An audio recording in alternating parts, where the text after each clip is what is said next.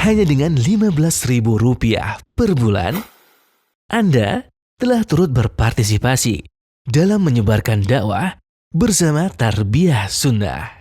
Barakallahu fikum. Baik, bismillahirrahmanirrahim. Assalamualaikum warahmatullahi wabarakatuh.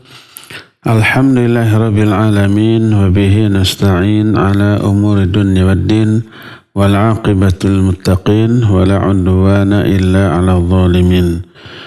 Wa asyhadu an la ilaha illallah al-malikul haqqul mubin wa asyhadu anna Muhammadan 'abduhu wa rasuluh sadiqul wa'dil amin wassalatu wassalamu ala asyrafil anbiya'i wal mursalin wa ala alihi wa ashabihi ajma'in wa man tabi'ahum bi ihsanin ila yaumiddin. Wa ba'd. Para pendengar radio Tarbiyah Sunnah Bandung di mana saja Anda berada, juga para pendengar radio-radio lain yang gabung dalam kajian kita di pagi hari ini, para pemirsa Persada TV, Niaga TV, Rabbani TV, dan TV-TV lain, serta para netizen melalui akun manapun di mana saja Anda berada. Tak lupa kita sapa juga Muslim Kota Baru Parahyangan di Padalarang, Bandung Barat. Alhamdulillah kita kembali berjumpa dalam pembahasan Fiqh al-Asmaul Husna. Nama Allah yang kita akan bahas sekarang adalah Al-Qahir dan Al-Qahhar. Al-Qahhar oleh Allah diterangkan di 6 ayat dalam Al-Quran. Sedangkan Al-Qahir hanya di 2 ayat. Allah berfirman dalam Al-An'am ayat 18 tentang Al-Qahir. Wa huwal qahiru fawqa ibadih wa huwal hakimul khabir. Dialah Allah yang qahir di atas semua hambanya. Al-Qahir itu yang maha menguasai, yang maha kuasa di atas seluruh hambanya, dan dia maha hakim dan maha khabir. Juga dalam surah Al-An'am ayat 61, wa huwal qahiru fawqa ibadih wa yursilu alaikum hafazah. Dialah Al-Qahir yang maha kuasa di atas seluruh hambanya, dan dia pun telah mengirimkan kepada kalian malaikat penjaga. Apa beda Al-Qahir dengan Al-Qahhar? Tadi kita tahu Al-Qahir itu yang maha kuasa. Al-Qahhar sighat mubalaghah dari Al-Qahir. Sighat artinya bentuk kata.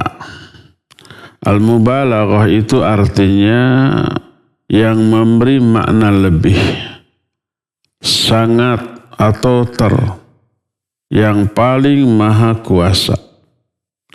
Makna Al-Qahir dengan Al-Qahhar adalah alladzi qahara jami'al kainat wa dhallat lahu jami'ul makhluqat wa danat liqudratihi wa masyiatihi.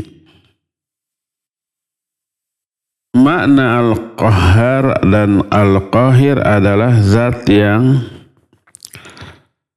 menguasai seluruh makhluk, seluruh alam.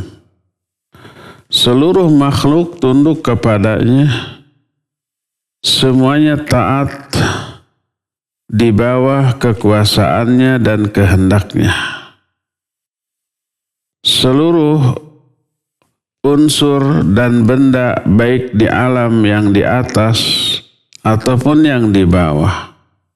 Di atas langit. Di bawah maknanya di permukaan bumi dan di dalam permukaan bumi, di dalam perut bumi. Dan antara langit dan bumi. Semuanya tunduk.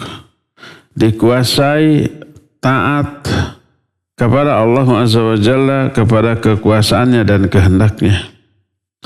Sehingga tidak ada satupun kejadian, tidak ada satu benda pun yang diam, kecuali semua terjadi atas pengaturan Allah dan izin dari Allah.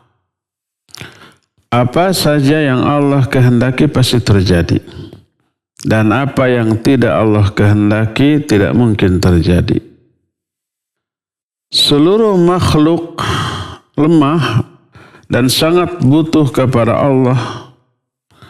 Seluruh makhluk tidak memiliki kemampuan untuk memberi manfaat ataupun madarat kepada diri sendiri, memberi kebaikan ataupun keburukan kepada dirinya sendiri, enggak.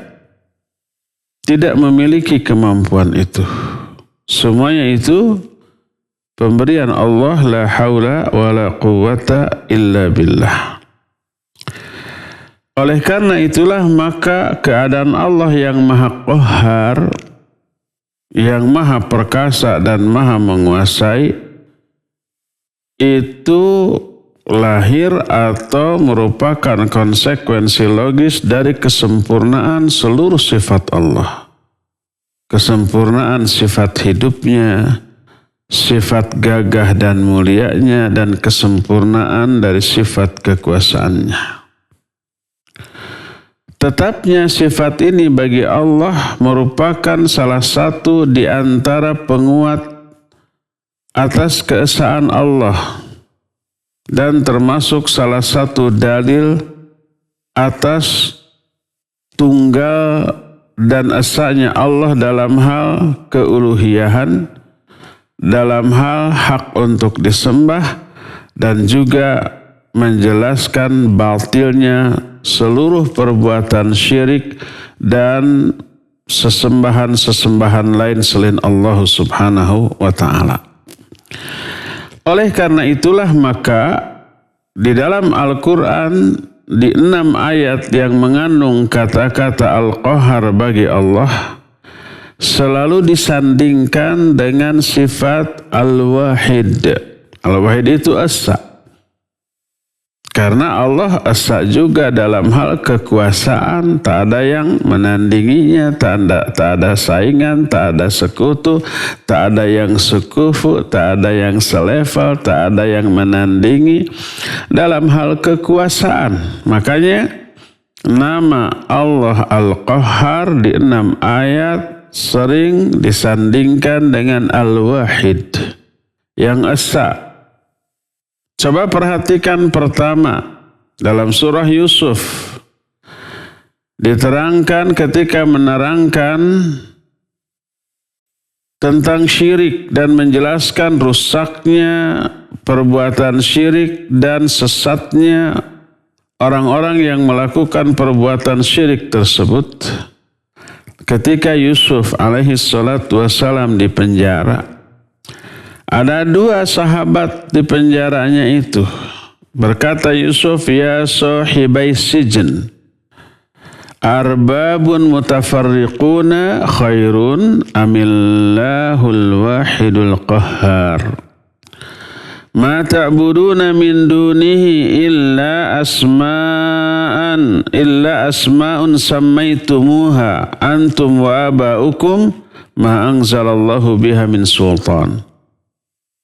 Inil hukmu illa lillah amara an la ta'budu illa iyyah dzalika ad-dinul qayyim walakinna aktsaran nasi la ya'lamun.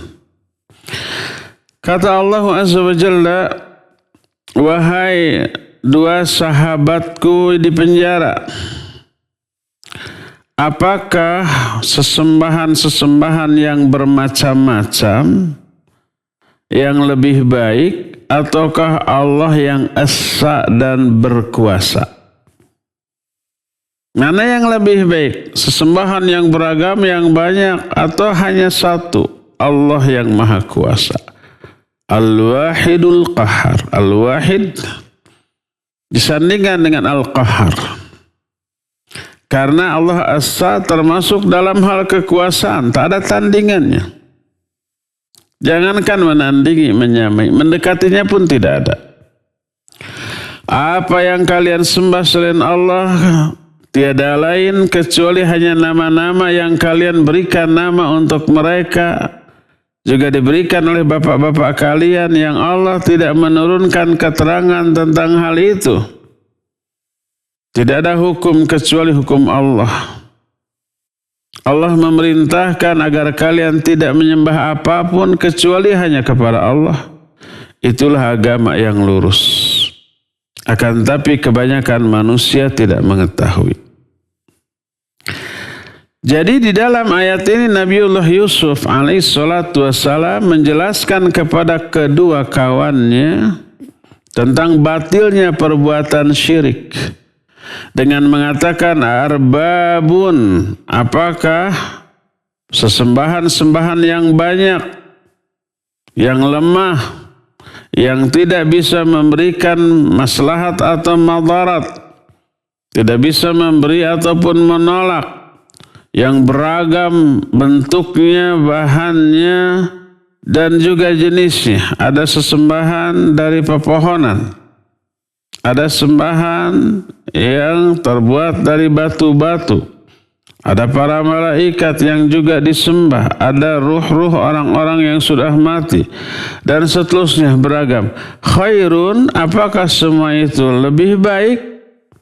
Amillahul wahidul qahar, ataukah Allah yang esa dan juga perkasa? Esa dalam hal zat dan sifat serta perbuatan. Tidak ada sekutu. Al-Qahhar maknanya yang segala sesuatu tunduk di bawah kekuasaan dan wewenang Allah Subhanahu wa ta'ala.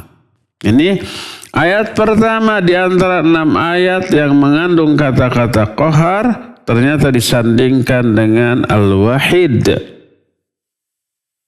Kedua, ada juga penjelasan yang menerangkan kebatilan perbuatan orang-orang musyrik berupa mengambil berhala dan tandingan untuk disembah.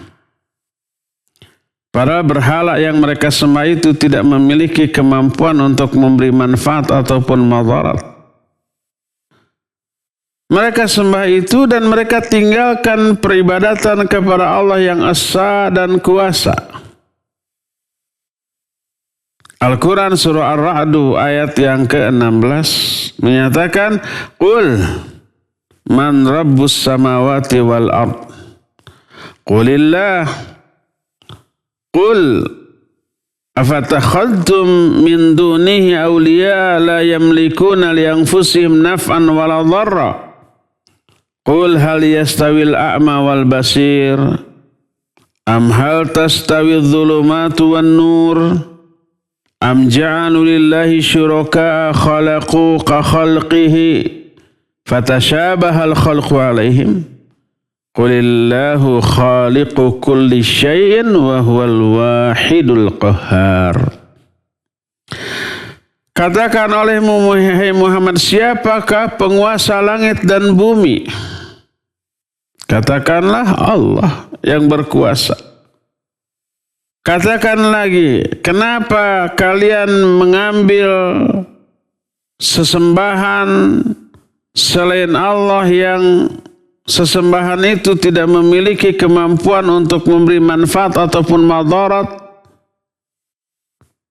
Katakan, apakah sama orang buta dengan orang yang melihat? Atau apakah sama kegelapan dengan cahaya yang terang benderang? Ataukah mereka menjadikan sekutu-sekutu bagi Allah, yang sekutu itu menciptakan seperti ciptaan Allah, lalu ciptaannya serupa menurut pandangan mereka? Apakah begitu? Katakanlah, Allah lah pencipta segala sesuatu dan Dia Al-Wahid Al-Qahhar. Dia yang esa dan berkuasa. Juga esa dalam hal kekuasaan. Al-Qahhar disandingkan dengan Al-Wahid. Ketika menafsirkan ayat ini berkata Syekh Abdurrahman As-Sa'di rahimahullahu ta'ala, yang menerangkan tentang nama Allah Al-Qahir dalam rangka mengungkap, membongkar kebatilan perbuatan syirik. Al-Qahir selalu bersanding dengan sifat as-sa'nya Allah, tunggalnya Allah. Kata Syekh Abdurrahman As-Sa'di rahimahullah, fa innahu la tujadul wahdah wal qahar illa lillahi wahdah. Fal makhluqatu kullu makhluq fawqahu makhluq yaqharuhu thumma fawqa dhalika al-qahir qahirun a'la min hatta yantahi al-qahru al-wahid al-qahar. Fal-qahru wat-tauhid mutalaziman muta'ayyinani lillahi wahdah fatabayyana bid-dalil aqli al-qahir anna ma yud'a min dunillahi laysa lahu syai'un min khalqil makhluqat wa bidzalik kanat ibadatuhu batilah. Kata Syekh Abdurrahman As-Sa'di, sesungguhnya tidak ada dua sifat yang saling melekat, yaitu asa dan berkuasa, kecuali hanya untuk Allah subhanahu wa ta'ala. Kalau makhluk ada yang berkuasa, tapi banyak makhluk lain yang berkuasa. Di atas kekuasaan makhluk ada lagi makhluk lain yang berkuasa di atas dia. Siapa sih jabatan yang paling tinggi di negara kita? Presiden umpamanya. Ada enggak yang lebih berkuasa di atas presiden? Ada, yaitu MPR. Ada enggak yang lebih berkuasa daripada MPR? Ada. Siapa? Ya rakyat. Sebab yang memilih anggota dewan dan anggota MPR ya rakyat. Siapa yang menguasai rakyat? Pejabat, mulai RT, RW, lurah atau kades, camat, bupati atau wali kota, gubernur, menteri, presiden. Paling tinggi. Di atas presiden ada MPR, DPR. Di atas DPR, MPR, rakyat. Itu terus muter. Selalu ada yang lebih berkuasa di atas orang yang berkuasa. Terus begitu sampai berakhir kepada satu pemegang kekuasaan tertinggi. Siapa? Allah subhanahu wa ta'ala. Di atas semua manusia yang berkuasa ada Allah. Rajanya di raja, penguasa tertinggi di atas seluruh penguasa. Makanya kekuasaan dan keesaan adalah dua hal yang tidak bisa dipisahkan. Dan dua-duanya hanya dimiliki oleh Allah Azza wa Jalla. Dengan demikian, sesembahan yang mereka sembah selain Allah tidak memiliki kekuasaan mutlak. Karena itulah maka peribadatan kepada sesama makhluk batil. Terlebih nih. Biasanya orang yang atau makhluk yang disembah, jangankan punya kekuasaan, menggerakkan anggota badan yang paling kecilnya pun tidak bisa. Apa yang biasa disembah oleh manusia? Benda mati, patung dari batu, pohon, kayu, itu tidak memiliki kekuasaan. Atau ruh yang sudah mati tidak memiliki kekuasaan. Jangankan untuk mengatur, menguasai orang lain, dirinya sendiri pun di alam kuburnya tidak bisa lepas dari kondisi dia di alam kubur. Nggak bisa keluar dari alam kubur. Apalagi kalau umpamanya mereka yang disembah tersebut seperti itu, maka penyembahan kepada mereka benar-benar batil. Ini ayat yang kedua yang menyandingkan sifat Al-Qahhar dengan sifat Al-Wahid. Ayat yang ketiga, dalam konteks ketika menerangkan ancaman kepada orang-orang kafir, orang-orang musyrik, bahwa mereka akan dibinasakan, akan ditimpakan azab pada hari ketika mereka berdiri di hadapan Allah yang esa dan perkasa. dalam keadaan mereka dibelenggu dengan rantai dari api neraka, dalam keadaan mereka diberi pakaian dari ter. Ter itu logam yang mencair. Kenapa logam mencair? Pasti karena panas. Logam yang mencair itu menempel menjadi pakaian bagi tubuhnya dan wajah mereka dipenuhi oleh api. Dalam keadaan dibelenggu dengan besi yang amat sangat panas, pakaian yang terbuat dari logam yang mencair karena panasnya, dan api yang menutupi wajah-wajah mereka. Mereka tampil seperti itu dalam kondisi yang sangat mengenaskan di hadapan Allah yang esa dan perkasa.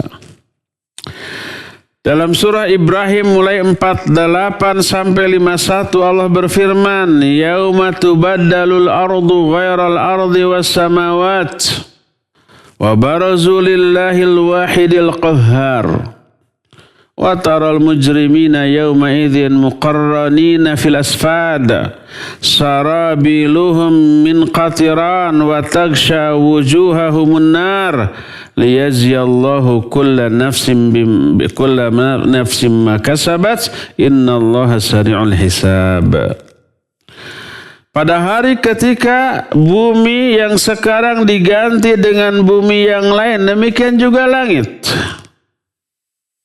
Maka tampillah, datanglah semua orang-orang kafir dan musyrik di hadapan Allah yang esa dan berkuasa.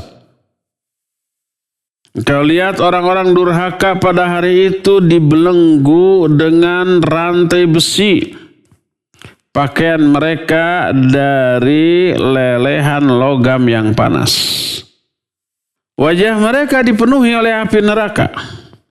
Agar Allah memberi balasan kepada setiap jiwa sesuai dengan apa yang telah mereka lakukan di dunia. Dan sungguhnya Allah maha cepat hisabnya. Ayat ini menjelaskan tentang lillahi Allahul wahidul qahar. Allah yang esa dan berkuasa itu diterangkan ketika memberikan ancaman dan azab kepada orang-orang kafir dan musyrik. Jadi antara Al-Qahar dan Al-Wahid tidak terpisah. Ini ayat yang ketiga. Ayat yang keempatnya terdapat dalam surah Shad, ayat 65. Ketika menetapkan keesaan Allah dalam hal penyembahan. Allah berfirman, "Qul innama ana munzir. Wa ma min ilahin illallahul wahidul qahhar. Rabbus samawati wal ard wa ma bainahuma al azizul ghaffar." Katakan olehmu Muhammad, aku ini hanyalah pemberi peringatan. Tidak ada sesembahan yang hak selain Allah yang esa dan maha kuasa. Allahul wahidul qahhar. Al-Wahid dengan Al-Qahar bersanding. Dialah penguasa langit dan bumi serta apa yang ada di antara keduanya, yang aziz dan ghaffar. Itu ayat yang keempat. Berkata Syekh Abdurrahman As-Sa'di rahimahullah ketika menerangkan ayat ini, hadza taqrirul uluhiyatihi bihadzal burhanul qati wa huwa wahdahu ta'ala wa huwa wahdatuhu ta'ala wa qahruhu likulli syai' fa innal qahr mulazimun lil wahdah fala yakunu qaharan mutasawiyan fi qahrihima abadan falladhi yaqharu jami'al asya' huwa al-wahid alladhi la nadhira lah wa huwa alladhi yastahiqu an yu'bada wahdah kama kana qahiran wahdah. Kata Syekh Abdurrahman As-Sa'di, ayat ini menetapkan keuluhiyahan Allah, keesaan Allah dalam hal ibadah dengan penjelasan yang sangat gamblang. Dialah esa Dialah yang berkuasa atas segala sesuatu dan kekuasaannya tak ada yang menandingi. Esa dalam hal kekuasaan. Maka kekuasaan selalu bersanding dengan keesaan. Tidak ada dua yang berkuasa dengan level kekuasaan yang sama selama-lamanya di alam ini, enggak. Dan zat yang menguasai segala sesuatu pastilah dia esa satu-satunya dalam hal kekuasaan, tidak ada tandingannya. Karena dia esa dalam hal kekuasaan, maka dia pula lah satu-satunya yang layak untuk diibadati, maka dia pun esa dalam hal peribadatan. Itulah ayat yang keempat. Ayat yang kelima yang menjelaskan tentang Al-Qahhar yang bersanding dengan Al-Wahid.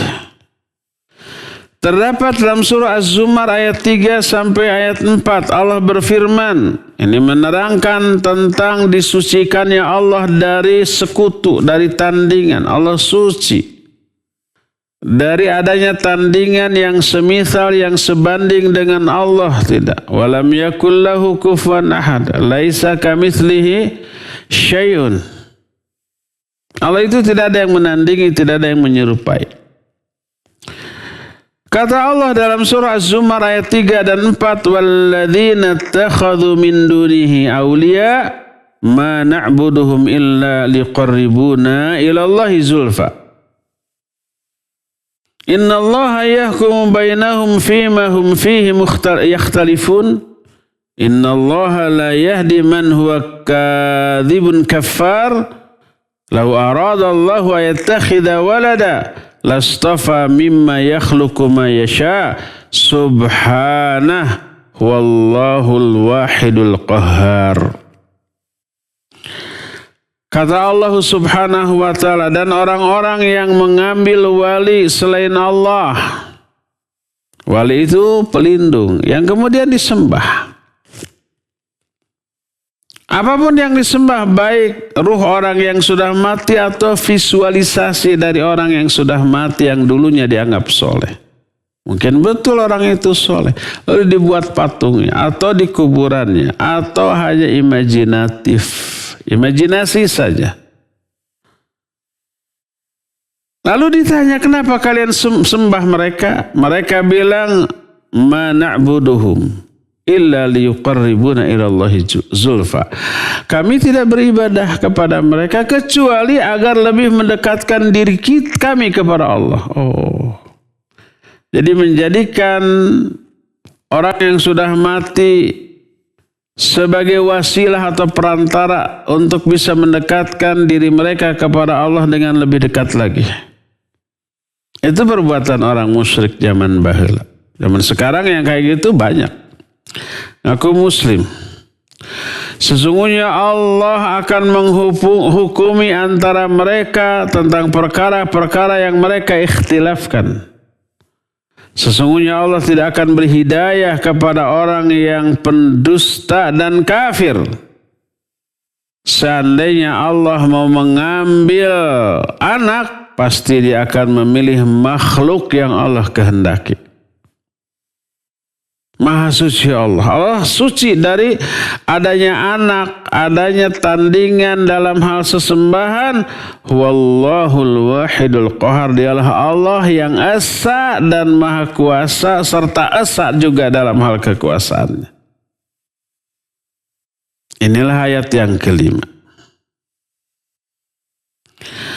Ayat yang keenam atau ayat yang terakhir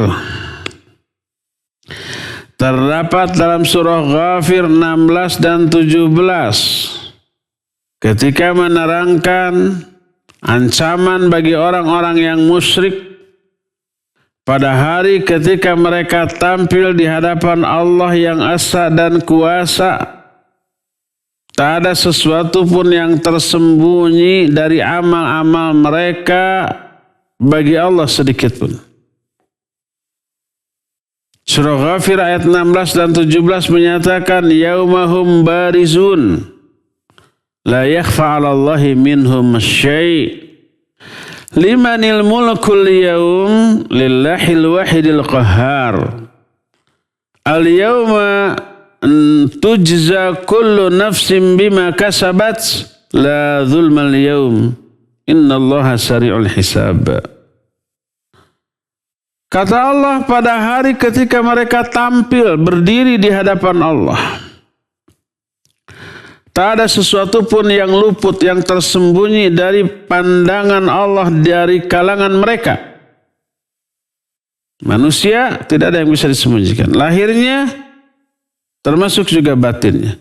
Amal-amal yang dahulu pernah dilakukannya, yang kita sendiri sudah lupa apa saja yang sudah kita amalkan, Allah tidak pernah lupa. Ditanya mereka itu, limanil mulkul yaum, milik siapa kekuasaan pada hari ini? Dijawab, lillahil wahidil qahhar, milik Allah yang esa dan berkuasa. Esa dan berkuasa ini disandingkan. Esa dan berkuasa, dan kekuasaannya juga esa. Tak ada yang menandingi, bahkan yang mendekati pun tidak. Apalagi yang melebihi. Pada hari ini akan dibalas setiap jiwa sesuai dengan amal yang dilakukannya masing-masing dahulu. Tidak ada kezaliman pada hari ini. Sesungguhnya Allah maha cepat hisabnya. Di dalam ayat ini Allah menyatukan Al-Wahid dan Al-Qahar. Al-Wahid yang esa, Al-Qahar juga esa dalam hal kekuasaan. Mencakup seluruh makhluk. Tunduk, taat, patuh kepada kekuasaan Allah Azza wa Jalla. Inilah 6 ayat yang mengandung kata Al-Qahar dan selalu bersanding dengan Al-Wahid, yang menunjukkan keterkaitan yang erat antara Al-Wahid dan Al-Qahar. Sesuatu yang esa pastilah dia berkuasa karena keesaannya, dan sesuatu yang berkuasa mau tidak mau pasti dia harus esa, tunggal dalam hal kekuasaan. Tidak ada yang menyamai, bahkan mendekati, apalagi yang melebihi. Oleh karena itulah penjelasan ini menerangkan tidak ada keraguan lagi tentang batilnya sesembahan kepada selain Allah dan keyakinan adanya penguasa yang selevel dengan Allah Azza wa Jalla. Batil semuanya itu. Dalam hal ini berkatalah Al-Imam Ibnu Qayyim rahimahullah yang beliau jelaskan dalam kitab As-Sawa'iqul Mursalah. Juz 3 halaman 1032. Di sana Imam Ibnu Qayyim menyatakan la yakunul qahharu illa wahida. Illau kana ma'ahu kufu'un lahu fa illam yaqharahu lam yakun qahiran 'alal itlaq. Wa in qaharahu lam yakun kufwa wa kana al-qahharu wahida. Kata Imam Ibnu Qayyim, tidaklah ada yang berkuasa kecuali pasti dia esa. Sebab seandainya ada zat lain atau pihak lain yang selevel baginya, berarti dia tidak memiliki kekuasaan secara mutlak untuk dirinya. Pasti ada berbagi dengan penguasa yang lainnya. Kalau dia berkuasa mutlak berarti memang tidak ada saingan. Berarti penguasa harus asa, harus tunggal. Tidak bisa berkongsi, udah bagi dua, yang satu ini, yang satu di yang lain. Tetap mereka nanti akan bersinggungan, akan bersenggolan yang kemudian saling mengalahkan. Makanya tak mungkin ada dua penguasa. Setiap penguasa pasti harus asa. Dan manunggalnya antara asa dan kuasa hanya milik Allah Subhanahu wa ta'ala. Dari sinilah kita mengetahui keterkaitan yang erat antara keesaan Allah yaitu tauhid dengan keimanan kepada Allah bahwa Allah berkuasa dan esa dalam hal kekuasaannya. Dan inilah makna dari nama Allah Al-Qahir dan Al-Qahar. Cukup sampai di sini saja. Dan kita masih punya sisa waktu untuk bertanya jawab. Wassallallahu ala nabiyina Muhammadin wa ala alihi wa ashabihi wasallam. Mangga. Baik, syukran Ustaz atas pemaparan materi yang disampaikan. Ikhwati iman azani Allah wa iyyakum, kami mengundang kepada para pendengar dan pemirsa dimanapun antum berada, juga jamaah muslim Kota Baru Parahyangan yang menyimak kajian di pagi hari ini. Silakan yang akan bertanya langsung kepada Ustaz bisa melalui line telepon di nomor 022 86862637, sekali lagi di nomor 022 86862637, ataupun bisa melalui pesan singkat ke nomor 0811227146. Kita akan angkat telepon terlebih dahulu. Ya, silakan. Assalamualaikum warahmatullahi wabarakatuh. Waalaikumsalam warahmatullahi wabarakatuh. Silakan Pak Mulyono. Siap. Ustadz saya mau tanya masalah Qadir dan Qahar. Yaitu sesembahan yang bersandingan. Nah, yang saya tanyakan, ada sesembahan selain Allah. Ya, yang menyembah selain Allah dan menyembah Allah itu apa sebelumnya belum ada agama Islam. Sekian, assalamualaikum warahmatullahi wabarakatuh. Waalaikumsalam warahmatullahi wabarakatuh. Ya, ada sesembahan selain Allah dalam realita, tapi seluruh sesembahan selain Allah adalah batil. Walaupun batil tetap disebut sesembahan. Ada orang yang menyembah hanya kepada sembahan saja, ada orang yang menyembah kepada sesembahan walaupun juga menyembah kepada Allah. Tetap disebut musyrik, menduakan Allah dalam hal ibadah. Apakah ini sudah ada sebelum datangnya Islam? Iya, justru Islam datang untuk memberantas perbuatan syirik tersebut. Yang dimaksud Islam adalah agama yang diturunkan kepada Nabi kita Muhammad SAW. Dan juga agama yang diturunkan kepada nabi-nabi sebelum Nabi SAW. Semuanya Islam. Agama yang diturunkan kepada Nabi Isa, Islam. Nabi Musa, Islam. Nabi Ibrahim, Islam. Sungguh keliru kalau agama yang diturunkan kepada Nabi Isa, Kristen, kepada Nabi Musa, Yahudi. Sungguh keliru. Bukan. Nabi Musa, Nabi Isa, termasuk Nabi Muhammad SAW, Islam. Semua Nabi adalah Islam. Dan semua Nabi diutus, diturunkan untuk menghapus perbuatan syirik yang dilakukan oleh manusia. Ya, sebelum agama baru yang diturunkan kepada Nabi di zaman tertentu, itu ada perbuatan syirik. Justru diutusnya Nabi untuk memberantas perbuatan syirik tersebut. 1000 tahun sebelum Nabi Nuh dilahirkan, awal ketika Nabi Adam diturunkan ke muka bumi hanif, tidak ada penyimpangan atau kesalahan. Tidak ada perbuatan syirik, semuanya bertauhid. Sampai yang pertama kali muncul adalah perbuatan maksiat berupa pembunuhan yang dilakukan oleh salah satu anak Adam kepada saudaranya. Terus sesuai dengan berjalannya waktu, lahirnya generasi ke generasi, baru lahir perbuatan syirik, menyembah kepada selain Allah.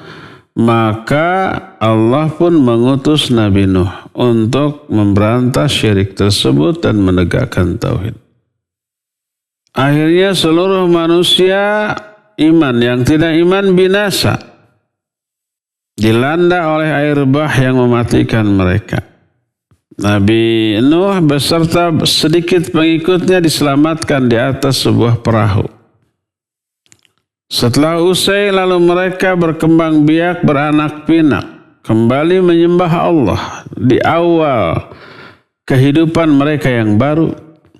terus berkembang kembali, beranak pinak, berlalulah generasi ke generasi, kemudian ada lagi penyimpangan sampai kepada perbuatan syirik. Setelah perbuatan syirik ini begitu tambah parah, Allah turunkan lagi nabi yang baru. Begitulah seterusnya, setiap nabi diutus untuk memberantas perbuatan syirik ini. Wallahu a'lam. Silakan. Syukran Ustaz atas jawabannya. Kita beralih ke pertanyaan selanjutnya Ustaz. Assalamualaikum warahmatullahi wabarakatuh. Dari Tia Cio. Beliau bertanya, Afan dari hamba Allah, Afan Ustadz, ana mau tanya bagaimana dengan orang tua yang anaknya diurus oleh orang kafir, apakah dosa besar dan dikasih uang dari jalan haram, bagaimana itu Ustadz? Sedangkan orang tua itu terasa bangga dengan selalu berpikiran yang penting uang. Syukran Ustadz atas jawabannya, silahkan. Iya. Orang tua muslim tapi anaknya diberikan kepada orang kafir. Padahal dia mampu mengurusnya. Dosa apa tidak? Ya dosa. Tidak bertanggung jawab dia. Itu sama saja dengan menitipkan pepes ikan ke kucing, titip. Ya dimakanlah. Sama dengan menitipkan ayam ke apa pemakan ayam teh? Ayam berbulu, serigala berbulu domba itu. Musang berbulu ayam. Menitipkan anak ke orang kafir, nanti dia dididik dengan kekufuran orang tersebut. Membiarkan anak jadi kafir nanti. Padahal lahir dalam keadaan Islam. Ma min mauludin illa yuladu alal fitrah. Tidak ada bayi yang lahir kecuali dia lahir di atas fitrah, di atas Islam. Dititipkan ke orang kafir. Dosa nggak si orang tua? Dosa besar. Kelak akan dimintai pertanggungjawaban. Kullukum ra'in wa kullukum mas'ulun an ra'iyatih. Setiap kalian pemimpin dan setiap kalian itu akan ditanya tentang kepemimpinannya. Wal mar'atu ra'iyatun fi baiti zawjiha wa mas'ulatun an ra'iyatiha. Seorang ibu rumah tangga, pemimpin di rumah tangga, di rumah suaminya, dan akan ditanya tentang tanggung jawabnya nanti. Ya ayyuhalladzina amanu qu anfusakum wa ahlikum nar. Hai orang-orang yang beriman, jaga diri kalian dan keluarga kalian dari api neraka. Kekufuran, perbuatan syirik jelas itu menjadi kayu bakar api neraka. Jelas dia dosa besar dan akan diminta pertanggungjawaban. Apalagi oleh si orang kafir yang mengurus anak tersebut di paraban ku barang haram. Di paraban di parabin, dikasih makan dari barang yang haram dan bangga dengan hal itu. Ya iyalah, orang kafir ini tidak memiliki harapan bahagia di akhirat. Orientasi hidupnya hanya mengerai kesenangan dunia. Itulah kebanggaan mereka, itulah yang bisa dibanggakan karena nggak memiliki akhirat yang bisa mereka banggakan. Ya iya, bangga dengan dunia. Salah satu ciri khas kekufuran seseorang bangga dengan dunia. Maka dikhawatirkan si anak kelak akan menjadi orang yang benar-benar durhaka dan bangga dengan kedurhakaannya. Wallahu a'lam bissawab. Silakan lagi. Baik, syukran Ustaz atas jawabannya. Ikhwati man azanillahu wa iyyakum, kami kembali mengundang kepada antum yang akan bertanya langsung kepada Ustaz. Silakan bisa melalui line telepon di nomor 02286862637. Sekali lagi di nomor telepon 02286862637 ataupun bisa melalui pesan singkat, kirimkan pertanyaannya melalui SMS atau WhatsApp ke nomor 0811-227-1476. Pertanyaan selanjutnya Ustadz. Assalamualaikum warahmatullahi wabarakatuh. Bismillah, izin bertanya Ustadz, apakah merokok perbuatan maksiat kepada Allah? Saya masih merokok Ustadz, agak kesusahan untuk berhenti. Syukran Ustadz, jazakallahu khairan. Silakan. Apakah merokok perbuatan maksiat? Lihat. Apakah merokok madarat? Ya madarat. Bagi siapa? Minimal bagi diri sendiri, bagi keluarga, dan bagi orang banyak. Semua yang madarat disebut khaba'ith. Semua yang khaba'ith haram. Nabi Muhammad SAW diutus untuk liyuhillu lahumut thayyibat wa yuharrimu alaihimul khaba'ith. Untuk menghalalkan segala yang thayyibat dan mengharamkan semua yang khaba'ith. Kata Imam Ibnu Katsir, yang khaba'ith itu kullu madhara fil badan. Semua yang memberikan madarat kepada badan itu khaba'ith. Dan rokok begitu. Semuanya mengakui sampai wajib dicantumkan di bungkusnya. Siapa yang mewajibkan? Pemerintah. Yang tidak mencantumkan itu bisa dicabut izin produksinya nanti. Dulu sudah sangat keras. Merokok bisa menyebabkan penyakit-penyakit yang berbahaya, ya, jantung, kerusakan janin, paru-paru. Itu sudah sangat keras. Sekarang lebih keras. Yang harus dicantumkan di dalam bungkusnya apa?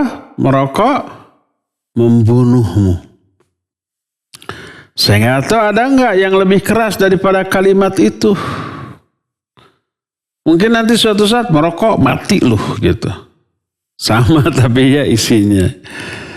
Jelas karena madaratnya diakui oleh semua pihak. Minimal bagi diri sendiri. Juga bagi keluarganya. Keluarganya siapa? Ya istrinya, ya anak-anaknya, semua orang yang ada di rumahnya. Tapi Ustaz, saya merokok nggak pernah di rumah. Kalau saya merokok pergi ke hutan. Pelenyun sudah habis 2-3 batang baru pulang ke rumah. Dari rumah nggak ada rokok. Ya. Tapi nikotinnya, racunnya kan bersarang tuh di paru-parunya. Nempel juga di bajunya, di wajahnya, di rambutnya. Sampai ke rumah ada anaknya, ayah, bapak, di pangku, keisep tuh nikotin yang ada di rambutnya, di wajahnya.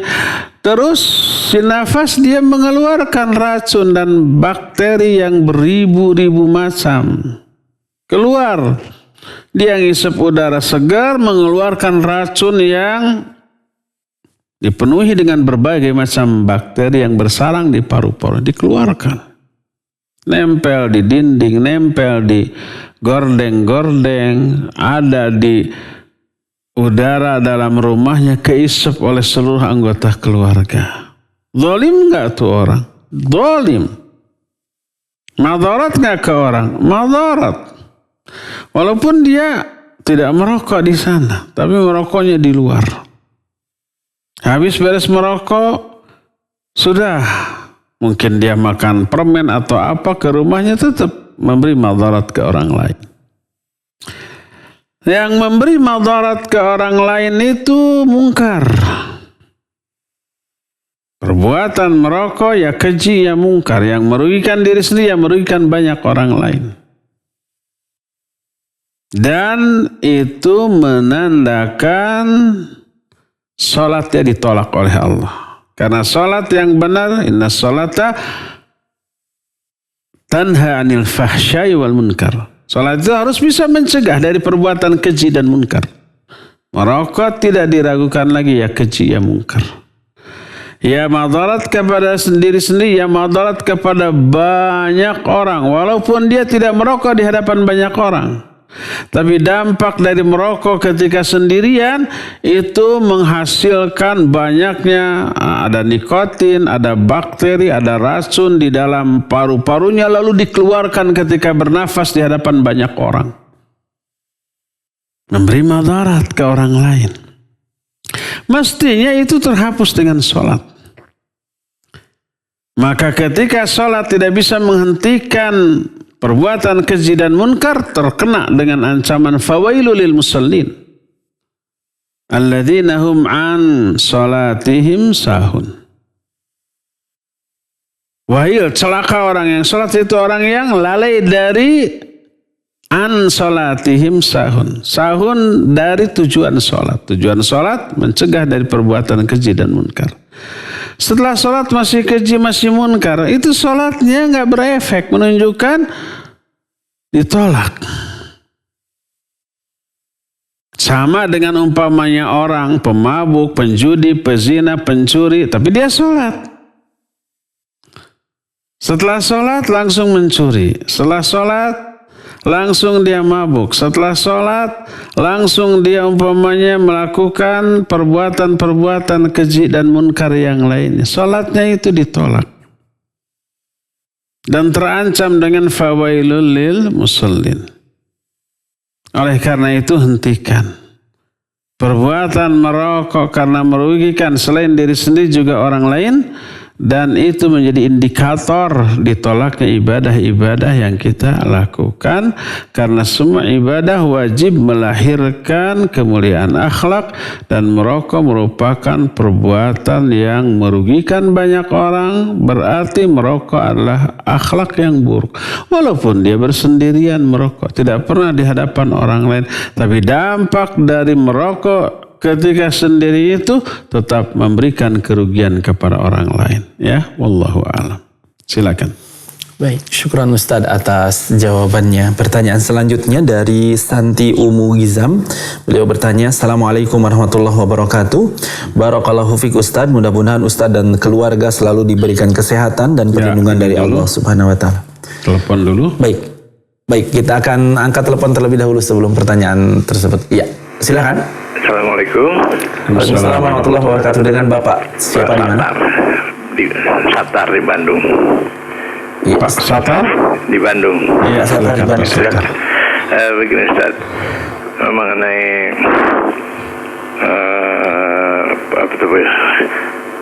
persilikantinya agama itu menyebabkan ada masa yang kosong gitu ya. Contohnya dari Nabi Isa kepada Nabi Muhammad gitu. Khususnya mengenai orang tua Nabi Muhammad itu. Ada yang mengatakan karena zaman itu zaman fatroh begitu ya, jadi bebas dari terkena sanksi. Tetapi ada hadis yang mengatakan bahwa Nabi Muhammad pernah berhenti di satu tempat dekat makam ibunya, mau berziarah, oleh Allah dilarang. Dan ada yang hadis yang lain mengatakan bahwa ayah seseorang masuk neraka. Terus sahabat itu menanyakan, bagaimana orang tuamu?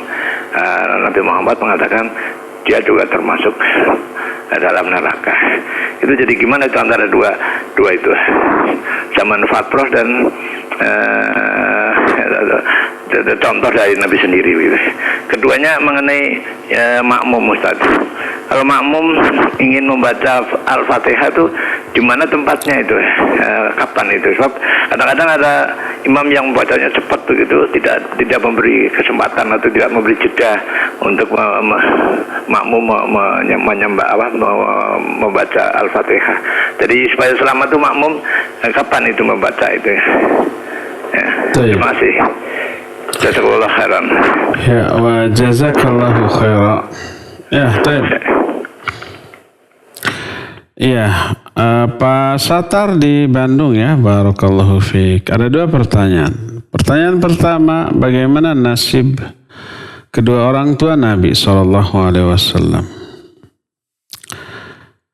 Ada yang menyatakan walaupun musyrik itu dalam masa fatrah, wa ma kunna mu'adzibina hatta nab'atsa rasula. Kami tidak akan mengazab suatu kaum sampai kami mengutus seorang rasul kepada kaum itu. Kalau belum diutus seorang rasul, maka tidak akan diazab. Ayat itu betul. Tapi apakah zaman sebelum Nabi diutus adalah masa-masa fatrah, masa-masa tidak ada Nabi Rasul? Iya betul. Cuma ada para pelanjutnya, para pendeta yang masih berpegang teguh kepada ajaran Nabi Isa ada. Kita mengenal ada pendeta Buhaira yang dahulu meyakini kenabian Muhammad SAW. Ada juga pendeta Waraqah bin Naufal. Kedua pendeta ini dianggap Muslim. oleh para ulama. Apalagi Waraqah bin Naufal pernah menyatakan, seandainya aku masih hidup ketika kamu diusir oleh kaummu, niscaya aku akan menjadi pembelamu. Maka Waraqah bin Naufal adalah seorang muslim. Karena tekadnya seperti itu. Nah, banyak orang yang saat itu berpegang teguh kepada ajaran Nabi Isa sebelumnya. Dan tidak menyembah berhala. Oleh karena itulah maka hadis yang lebih menjelaskan dengan sanad yang sahih yang pasti isinya tidak bertolak belakang dengan Al-Quran, menyatakan siapapun penyembah berhala sebelum Nabi SAW diutus, karena adanya ajaran yang masih murni dari apa yang ditinggalkan oleh Nabi Isa yang masih dipegang oleh beberapa pendeta, maka mereka tetap digolongkan mati dalam keadaan musyrik dan menjadi ahli neraka. Hadis sahih tersebut menerangkan, pertama seperti yang Pak Satar tadi bilang, datang seorang sahabat lalu bertanya, "Ya Rasulullah, aina abi?" "Ya Rasulullah, di mana bapakku?" Bapaknya sudah meninggal. Kata Nabi SAW, "Huwa finnar." Dia berada dalam neraka karena dulu penyembah berhala. Walaupun akhlaknya baik. Orang itu sedih, tertunduk lalu pergi. Baru beberapa langkah dipanggil lagi oleh Nabi SAW, lalu beliau bersabda, "Inna abi wa abaka finnar." Sesungguhnya ayahku dan ayahmu dua-duanya dalam neraka. Yang mengatakan itu Nabi. Dan para ahli hadis menyatakan hadis ini sahih, diriwayatkan oleh Imam Muslim dalam kitab Sahih Muslim. Termasuk ibunya yang tadi agak sedikit ada koreksi. Ketika Nabi SAW mau pergi ke Mekah dari Madinah, singgah di sebuah desa namanya Abwa. Di sanalah ibundanya Aminah dikuburkan. Beliau ziarah ke makam ibunya.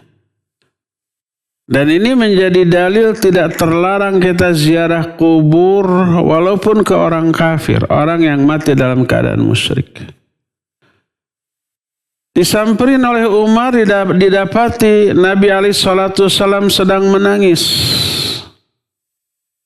Ditanya oleh Umar, "Ma'abkaka ya Rasulullah?" Apa yang membuatmu menangis wahai Rasulullah? Beliau menjawab, "Ista'dzantu Rabbi an astaghfira li ummi falam ya'dzan li. Wasta'dzantu li an azura qabraha wa adzina li. Fazurul kubur fa innaha tudzakirukumul maut."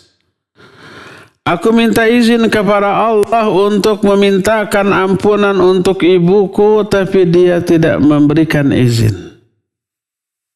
Penyebabnya adalah ibunya mati dalam keadaan musyrik. Maka nalin nabi walladzina amanu ayastaghfirul musyrikin walau kanu aba'ahum.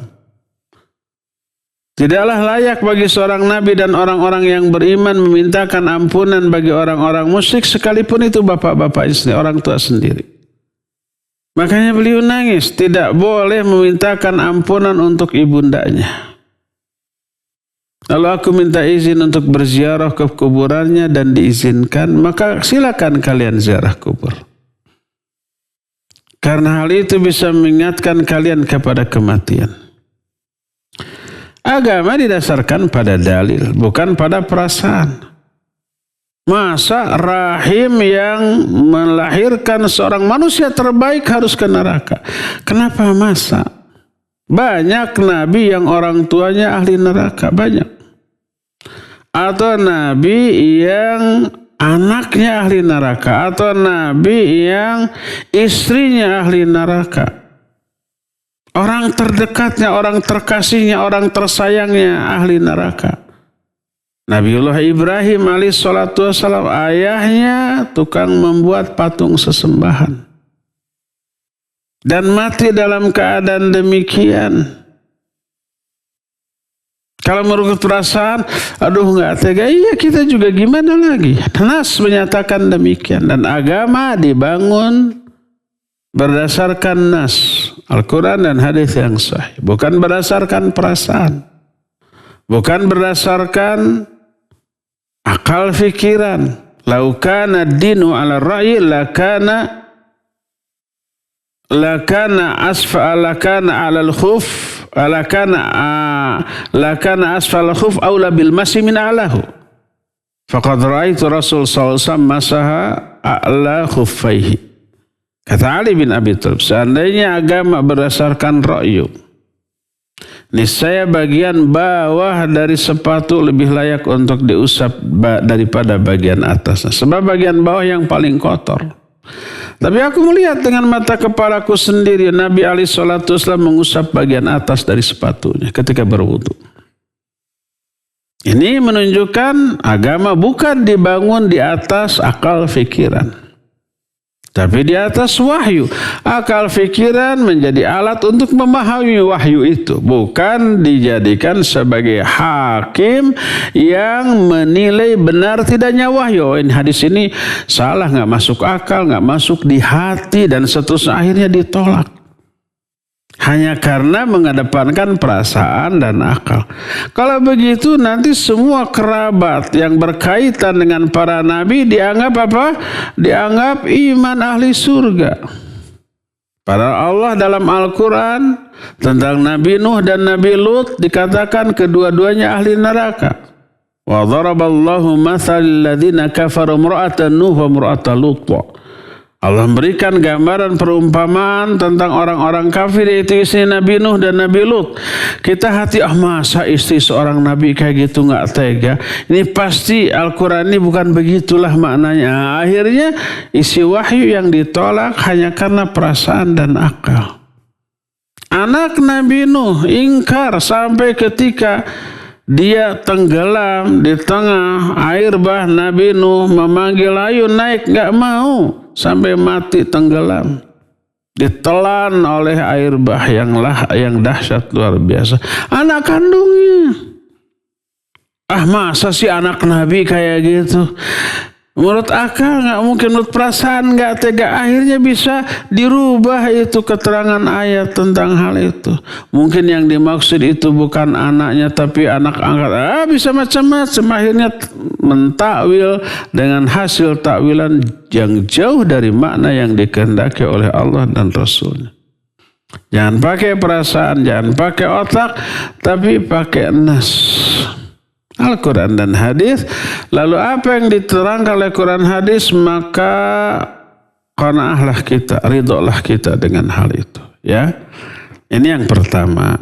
Kedua, kapan makmum membaca Al-Fatihah ketika sholat? Maksudnya mungkin sholat jahriyah, maghrib, isya, dan subuh. Yang dikeraskan. Karena kalau zuhur asar ya pasti baca setiap makmum. Nggak akan ada pertanyaan. Karena bacaan imam tidak terdengar, maka makmum baca sendiri. Dan ini juga berlaku bagi umpamanya sholat maghrib, isya, dan subuh yang suara imam tidak terdengar. Umpamanya mesinnya besar, speakernya mati. Bacaan Fatihah imam tidak terdengar, maka makmum membaca dalam hati. Ya, bukan dalam hati. Ada gerakan lidah. Ada gerakan lidah dalam membaca Al-Fatihah tersebut. Nah, sekarang kalau kedengaran suara imam membaca Al-Fatihah, kapankah? Para ulama ikhtilaf. Sebagian ulama menyatakan baca Fatihah ketika pertama kalau imam diam selesai baca Al-Fatihah dan sebelum membaca surat, silakan baca, dan kalau imam membaca surat silakan baca Fatihah sampai selesai. Ini pendapat yang pertama, tetap membaca Al-Fatihah. Pendapat kedua, dan pendapat kedua ini saya lebih cenderung, imam tidak membaca Al-Fatihah Imam. Makmum tidak membaca Al-Fatihah kecuali dengan menghayati bacaan Fatihah imam. Berdasarkan hadis faqiraatul imam liqiraatil ma'mum. Bahwa bacaan imam sudah mencakup bacaan makmum. Juga Al-Quran, idza quri'al Quran fastami'u lahu wansitu la'allakum turhamun. Kalau dibacakan Al-Quran kepadamu maka diam dan dengar agar kalian dapat rahmat. Ayat ini tentang salat berjamaah. Kalau dibacakan Al-Quran oleh imam kepada kamu, diam dan dengar agar kamu dapat rahmat. Mendengarnya, menghayati bacaan imam sama dengan apa? Dengan membacanya. Dihukumi sama. Makanya kalau umpamanya seseorang sedang baca Al-Quran di luar sholat nih, kita mendengarkan, menyimak secara sengaja. Lalu ternyata si orang yang baca itu membaca ayat sajdah. Lalu setelah itu sujudnya namanya sujud tilawah. Kita pun disyariatkan sujud. Hukum sujud tilawah bagi pembaca Al-Quran sama dengan hukum sujud tilawah bagi orang yang mendengarkannya secara sengaja. Adapun kalau kita tidak sengaja, kita duduk, ada orang duduk di sebelah baca Al-Quran, kita tidak dengarkan, kita sendiri umpamanya baca sendiri, atau mungkin melamun, atau umpamanya berzikir, atau umpamanya sedang membaca buku. Tidak sengaja mendengarkan orang membaca Al-Quran, tapi terdengar, tapi tidak menyimak. Ternyata orang itu membaca ayat sajdah, lalu sujud. Kita tidak disyariatkan sujud karena kita bukan mustami, walaupun kita sami'. Kita bukan pendengar yang sengaja mendengarkan, walaupun kita mendengar, tapi tidak dengan niat untuk mendengarkan dan menyimak. Berbeda hukumnya antara sami' dengan mustami'. Berdasarkan hal itulah maka hukum orang yang mendengarkan bacaan sama. Demikian juga dalam sholat, ketika imam baca Fatihah lalu kita mendengar dan menyimak, dihukumi telah membaca Al-Fatihah seperti imam. Maka dalam hadis tadi dikatakan faqiraatul imam liqiraatil ma'mum. Bacaan imam sudah mencakup bacaan makmum. Maka itu sudah cukup. Wallahu a'lam bishawab. Mangga. Syukran Ustaz atas jawabannya. Pertanyaan selanjutnya tadi dari Santi Umu Gizam. Pertanyaannya Ustaz, apakah diperbolehkan dua orang yang meninggal dunia dikuburkan dalam satu liang lahat, dan apakah mereka bisa bertegur sapa di alam kubur dan tahu apa yang dialami satu sama lain di alam kubur? Syukran Ustaz, jazakallahu khairan. Silakan Ustaz. Ya, afan wa jazakillahu khairan. Ummu Hisham ya. Ummu Hizam. Boleh nggak menguburkan dua mayit atau lebih di satu kuburan? Hukum asal boleh. Sebagaimana ini dilakukan oleh Nabi SAW ketika menguburkan para pahlawan Uhud yang gugur di medan perang Uhud. Ada yang satu lubang, berdua, bertiga, berempat, dan seterusnya. Tapi hukum asal menguburkan satu mayit di satu lubang. Hukum asalnya begitu. Kecuali kalau ada masyaqqah. Masyaqqah itu ya keberatan ketika itu. Mungkin pertama karena kita sendiri, kemudian mayatnya dua. Kalau menggali dua kubur kita tidak mampu. Atau karena terburu-buru.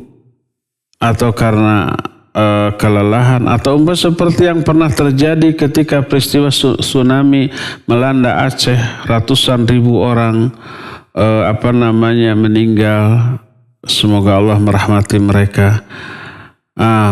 Tenaga untuk menguburkan terbatas, yang selamat pun stres ya.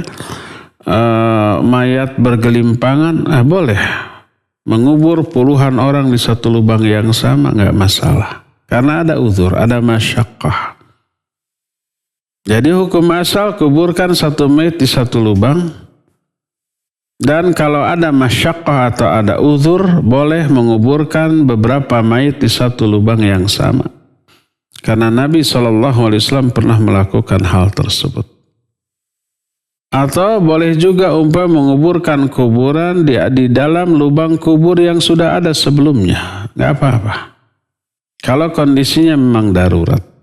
Seperti TPU penuh, tempat pemakaman umum penuh. Mayat banyak yang jatuh bergelimpangan dan tidak ada lagi lahan lain. Maka dibolehkan menggali kubur yang sudah ada, dimasukkan ke sana.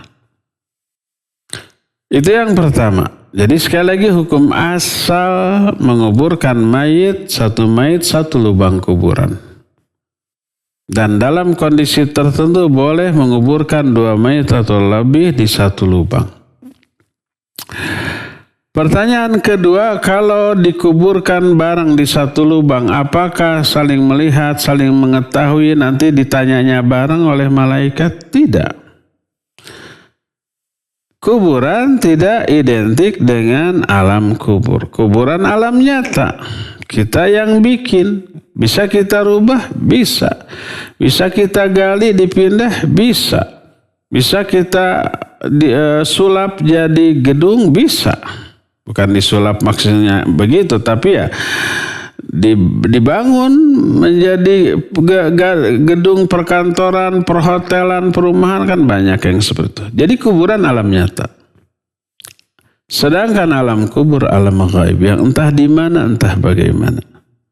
Walaupun dikuburkan di kuburan yang sama, satu lubang sama, masuk ke alam kuburnya dalam kondisi masing-masing berbeda. Oleh karena itu mustahil kalau ada kuburan di samping, ada kuburan lalu kita menggali lagi kuburan di sampingnya, lubang, lalu kita berbaring di lubang tersebut berdampingan. Kalau umpamanya dihalangi hanya oleh kaca saja, kita bisa melihat si mayitnya itu untuk mengetahui nanti mayit itu didatangi malaikatnya gimana gitu ya. Tetap nggak melihat apa-apa, melihat mayit aja nggak bergerak begitu. Tapi si mayit sedang ditanya di alam kubur, alam gaib yang entah di mana. Malaikat nggak akan salah. Ternyata mau menanyai mayit itu masuknya ke lubang yang ini, emangnya malaikat bego apa? Kalau ada yang cerita begitu pastikan itu dusta, cerita fiktif yang hanya untuk membuat orang ketawa saja. Tapi ada isyarat seolah-olah malaikat ini bodoh, salah menanyai, harusnya menanyai mayit, ini menanyai orang yang masih hidup yang ada di samping lubang itu. Emang malaikat bodoh? Orang aja nggak akan sebodoh itu. Ada pelecehan terhadap malaikat, munkar dan nakir. Oleh karena itulah maka di alam kuburnya tetap berbeda. Tidak saling melihat, tidak saling bertegur sapa, tidak saling membantu, menolong satu sama lain. Yang satu bisa jawab, yang satu lagi enggak, diteriakin jawabnya enggak bisa. Berbeda. Tidak saling melihat, tidak saling berjumpa. Walaupun dikuburkannya di lubang yang sama. Ingat, kuburan bukan alam kubur. Alam kubur, alam gaib yang entah di mana, entah bagaimana. Kalau kuburan alam nyata, kita tahu letaknya dan kita tahu bagaimana kondisinya. Minimal bisa diduga kondisinya kayak apa. Nah, adapun nanti apakah para penghuni alam kubur bisa bertemu satu sama lain, bertegur sapa dan seterusnya, kita pernah bahas di antaranya dalam kitab At-Tadhkirah Sunan Imam Al-Qurtubi rahimahullahu taala, bahwa apabila si penghuni kubur memperoleh azab kubur, dia tidak bisa berjumpa dengan yang lain-lain. Karena dia harus menerima azab. Dan dia tidak bisa lari, tidak bisa menghindar dari azab kubur tersebut. Waliyadzubillah. Semoga Allah menyelamatkan kita, melindungi kita dari azab kubur. Adapun orang-orang yang memperoleh nikmat kubur, iya, mereka bisa. Sehingga Imam Al-Qurtubi dalam kitab At-Tadhkirah memberikan judul tersendiri dalam satu bab bahwa ahli kubur saling berziarah satu sama lain. Maksudnya adalah ahli kubur yang memperoleh nikmat kubur. Berjumpa di sana ya. Bisa berjumpa karena itu termasuk salah satu di antara bentuk kebahagiaan yang bisa dialami oleh ahli kubur. Kebahagiaan tidak hanya dengan harta, tidak hanya dengan makanan, tidak hanya dengan tempat, tapi juga dengan kebersamaan dengan orang-orang yang dicintai. Adanya reuni, adanya gathering, makan bersama dan seterusnya. Yang dituju bukanlah tempatnya, bukan makanannya, tapi apa? Pertemuannya dengan kawan-kawan yang dekat. Dan itu memberikan kebahagiaan tersendiri. Apalagi orang tersebut adalah keluarga kita, pasangan hidup kita, orang tua kita, anak kita, cucu kita. Berkumpul memberikan kebahagiaan. Jadi para ulama menyatakan ya, di alam kubur, ahli kubur yang memperoleh nikmat kubur bisa saling mengunjungi. Adapun yang memperoleh azab kubur, maka mereka tidak bisa saling berjumpa karena mereka harus menerima azab yang dahsyat. Wallahu a'lam bishawab. Cukup ya. Sampai di sini saja, insyaallah kita akan jumpa kembali di hari Selasa yang akan datang. Subhanakallahum bihamdik, asyhadu an la ilaha illa anta, astaghfiruka wa atubu ilaik. Alhamdulillahirabbil alamin. Wassalamualaikum warahmatullahi wabarakatuh.